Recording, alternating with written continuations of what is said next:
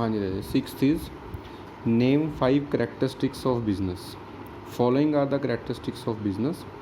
A business creates utility in goods and services. Characteristics ਪਹਿਲੇ number 'ਤੇ ਤਾਂ ਹੁੰਦੀਆਂ ਵਿਸ਼ੇਸ਼ਤਾਵਾਂ, ਵਪਾਰ ਦੀਆਂ ਜਾਂ ਬਿਜ਼ਨਸ ਦੀਆਂ ਕੀ ਵਿਸ਼ੇਸ਼ਤਾਵਾਂ ਹੈ। ਠੀਕ ਹੈ, ਪਹਿਲੀ ਵਿਸ਼ੇਸ਼ਤਾ ਹੈ ਕਿ ਉਹ ਗੁੱਡਸ ਔਰ ਸਰਵਿਸਿਜ਼ ਦੀ ਯੂਟਿਲਿਟੀ ਕ੍ਰੀਏਟ ਕਰ ਦਿੰਦਾ। ਯੂਟਿਲਿਟੀ ਦਾ ਮਤਲਬ ਵੀ ਉਹਨਾਂ ਨੂੰ ਯੂਜ਼ ਕਰਨ ਲਾਇਕ ਬਣਾ ਦਿੰਦਾ, ਉਹਨਾਂ ਦਾ ਯੂਜ਼ ਹੋ ਜਾਂਦਾ, ਯੂਜ਼ੇਸ ਦੇ ਲਾਇਕ ਬਣ ਜਾਂਦੀਆਂ ਔਰ ਜਿਹੜੇ ਕਸਟਮਰਸ ਹੈ ਉਹਨਾਂ ਨੂੰ ਯੂਜ਼ ਕਰ ਸਕਦੇ ਹੈ through business. There is a continuity in dealing of goods and services. Second ਜਿਹੜੀ ਉਹਦੀ ਕਰੈਕਟਰਿਸਟਿਕ ਹੈ ਬਿਜ਼ਨਸ ਦੀ ਕਿ ਜਿਹੜੀ ਉਹ ਡੀਲਿੰਗ ਹੁੰਦੀ ਹੈ ਗੁੱਡਸ ਐਂਡ ਸਰਵਿਸਿਜ਼ ਉਹ ਕੰਟੀਨਿਊ ਹੋਣੀ ਚਾਹੀਦੀ ਹੈ। ਕੰਟੀਨਿਊ, ਅਗਰ ਉਹ ਕੰਟੀਨਿਊ ਨਹੀਂ ਹੈਗੀ ਤਾਂ ਆਪਾਂ ਉਹਨੂੰ ਬਿਜ਼ਨਸ ਨਹੀਂ ਕਹਿ ਸਕਦੇ। ਮਤਲਬ ਰੈਂਡਮ ਐਕਟੀਵਿਟੀਜ਼ ਨੂੰ ਬਿਜ਼ਨਸ ਨਹੀਂ ਕਿਹਾ ਜਾਂਦਾ। ਉਹ ਐਕਟੀਵਿਟੀਜ਼ ਜਿਹੜੀਆਂ ਕੰਟੀਨਿਊ ਚੱਲਦੀਆਂ ਉਹਨਾਂ ਨੂੰ ਆਪਾਂ ਬਿਜ਼ਨਸ ਦੀ ਉਹਦੇ 'ਚ ਲੈ ਕੇ ਆਉਂਦੇ ਹਾਂ। ਦ ਸੇਲ, ਟਰਾਂਸਫਰ ਔਰ exchange of goods and services for A price is the feature of business. ਮਤਲਬ ਜੋ ਵੀ ਆਪਾਂ ਸੇਲ ਕਰਦੇ ਹਾਂ ਜਾਂ ਜੋ ਵੀ ਆਪਾਂ ਟਰਾਂਸਫਰ ਕਰਦੇ ਹਾਂ ਜਾਂ ਜੋ ਵੀ ਆਪਾਂ ਐਕਸਚੇਂਜ ਕਰਦੇ ਹਾਂ ਇਨ ਬਿਜ਼ਨਸ, ਉਸ ਚੀਜ਼ ਦਾ ਹਮੇਸ਼ਾ ਇੱਕ ਕਿਆ ਹੁੰਦਾ, ਪ੍ਰਾਈਸ ਹੁੰਦਾ। ਉਸ ਗੁੱਡ ਦਾ, ਉਸ ਸਰਵਿਸਿਜ਼ ਦਾ ਕਿਆ ਹੁੰਦਾ, ਇੱਕ ਪ੍ਰਾਈਸ ਹੁੰਦਾ। Business aims to earn profit. Business ਹਮੇਸ਼ਾ ਲਾਭ ਕਮਾਉਣ ਲਈ ਕੀਤਾ ਜਾਂਦਾ। An element of risk is always prevalent in business. ਔਰ ਬਿਜ਼ਨਸ ਦੇ ਵਿੱਚ ਰਿਸਕ ਹੁੰਦਾ, ਇੱਕ ਛੋਟਾ ਜਿਹਾ ਐਲੀਮੈਂਟ ਹੁੰਦਾ ਰਿਸਕ ਦਾ ਕਿ ਕਦੇ ਵੀ ਇਹਦੇ 'ਚ ਆਪਾਂ ਨੂੰ ਲੋਸ ਜਾਂ ਮੇ ਬੀ ਕੋਈ ਐਸੀ ਐਕਟੀਵਿਟੀ ਹੋ ਸਕਦੀ ਹੈ ਵੀ ਸਾਡਾ ਜਿਹੜਾ ਬਿਜ਼ਨਸ ਹੈ ਉਹ ਸਾਨੂੰ ਥੋੜ੍ਹਾ ਜਿਹਾ ਨੁਕਸਾਨ ਕਰ ਸਕਦਾ। Why is profit making essential in business. Essential ਦਾ ਮਤਲਬ ਜ਼ਰੂਰੀ, ਲਾਭ ਕਮਾਉਣਾ ਕਿਉਂ ਜ਼ਰੂਰੀ ਹੈ। Profit making in a business is essential for the following reason. First, profit is the motive for setting up a business. ਇਹ ਆਪਾਂ ਸਟਾਰਟਿੰਗ ਤੋਂ ਕਰ ਰਹੇ ਹਾਂ ਵੀ ਜਦੋਂ ਵੀ ਆਪਾਂ ਬਿਜ਼ਨਸ ਸ਼ੁਰੂ ਕਰਦੇ ਹਾਂ ਤਾਂ ਉਹਦਾ ਮੇਨ ਮੋਟਿਵ ਕਿਆ ਹੈ, ਟੂ ਅਰਨ ਪ੍ਰੋਫਿਟ। ਇਸ ਲਈ ਪ੍ਰੋਫਿਟ ਕਮਾਉਣਾ ਤਾਂ ਜ਼ਰੂਰੀ ਹੈਗਾ ਹੀ ਹੈ। It is essential for survival of business. Survival ਦਾ ਮਤਲਬ ਅਗਰ ਕਿਸੇ ਪਰਸਨ ਨੇ 10,000 ਨਾਲ ਲਗਾ ਕੇ ਬਿਜ਼ਨਸ ਸਟਾਰਟ ਕਰਿਆ ਔਰ ਉਹ 2,000 ਅਰਨ ਕਰ ਰਿਹਾ ਤਾਂ ਉਹਦੇ ਕੋਲ ਹੁਣ 12,000 ਹੋ ਗਏ ਤਾਂ ਉਹ ਅੱਗੇ ਸਰਵਾਈਵ ਕਰ ਸਕਦਾ ਹੈ ਬਿਕੋਜ਼ ਉਹ ਅਰਨਿੰਗ ਕਰ ਰਿਹਾ ਹੈ ਨਾ, ਕਮਾ ਰਿਹਾ।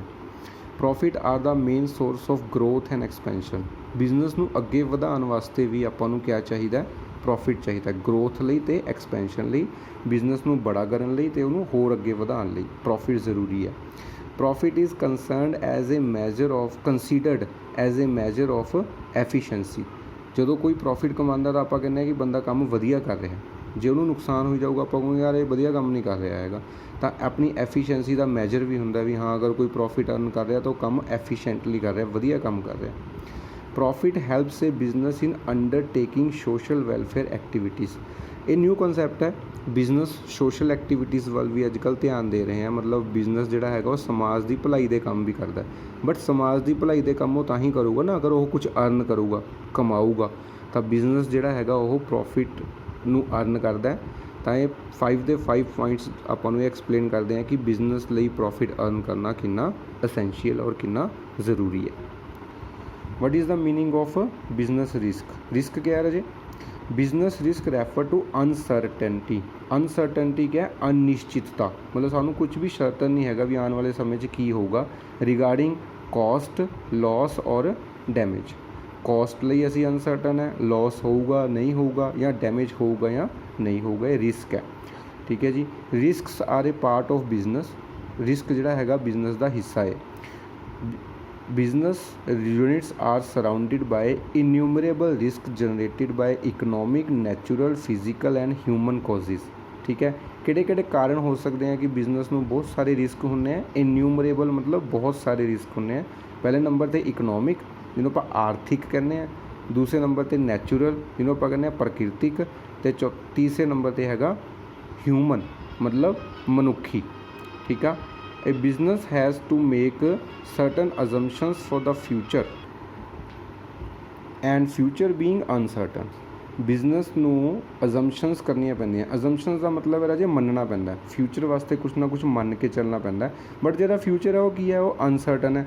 ਅਸੀਂ ਫਿਊਚਰ ਨੂੰ ਕਦੇ ਵੀ ਸਹੀ ਗੈਸ ਨਹੀਂ ਕਰ ਸਕਦੇ। May bring any type of risk. ਤਾਂ ਇਸ ਲਈ ਬਿਜ਼ਨਸ ਦੇ ਵਿੱਚ ਬਹੁਤ ਸਾਰੀਆਂ ਅਜ਼ੰਪਸ਼ਨਸ ਕਰਨ ਤੋਂ ਬਾਅਦ ਵੀ ਬਹੁਤ ਸਾਰੇ ਰਿਸਕ ਦੀ ਗੁੰਜਾਇਸ਼ ਰਹਿੰਦੀ ਹੈ। ਮਤਲਬ ਇਹ ਪੋਸੀਬਲ ਹੁੰਦਾ ਹੈ ਕਿ ਕਦੀ ਨਾ ਕਦੀ ਕਿਆ ਹੋ ਜਾਏਗਾ, ਰਿਸਕ ਹੋ ਜਾਏਗਾ। It is called business risk. What is meant by barter system? It is a system of exchange of goods for goods. Ancient times ਦੇ ਵਿੱਚ, ਪੁਰਾਣੇ ਜ਼ਮਾਨੇ 'ਚ ਜਦੋਂ ਲੋਕਾਂ ਕੋਲ ਮਨੀ ਨਹੀਂ ਸੀ ਜਾਂ ਕੋਈ ਐਸਾ ਮੈਥਡ ਆਫ ਐਕਸਚੇਂਜ ਨਹੀਂ ਸੀਗਾ, ਤਾਂ ਲੋਕ ਕੀ ਕਰਦੇ ਸੀ, ਆਪਣੀ ਗੁੱਡਸ ਦੇ ਬਦਲੇ 'ਚ ਦੂਸਰੇ ਤੋਂ ਗੁੱਡਸ ਲੈ ਲੈਂਦੇ ਸੀਗੇ। ਆਪਾਂ ਉਹਨੂੰ ਕਹਿੰਦੇ ਸੀ barter system. Earlier system of producing only for one's need give way to barter system. मतलब उदों की सीगा, एक परसन सिर्फ अपनी जरूरत का समान ही प्रोड्यूस करता सीगा, तो बार्टर सिस्टम नू जन्म दिता इन्हें।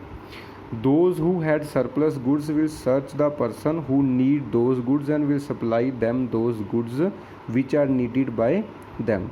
तो मतलब एक परसन नू जिहदे कोल गुड्स हैगियां, कुछ सरप्लस गुड्स हैगियां, उन्होंने ऐसे परसन की सर्च करनी पैंदी सी जिन्हां नू उस गुड्स की जरूरत है, तो उहदे कोल वो गुड्स हैगियां जिहदियां उहनूं जरूरत है, तो आपस च क्या कर लैंदे सीगे, एक्सचेंज कर लैंदे सीगे।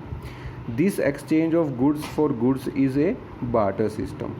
तो इसी नू क्या कहा जाता सीगा, बार्टर सिस्टम, जदों गुड्स के बदले च गुड्स एक्सचेंज कीतियां जांदियां सीगीआं।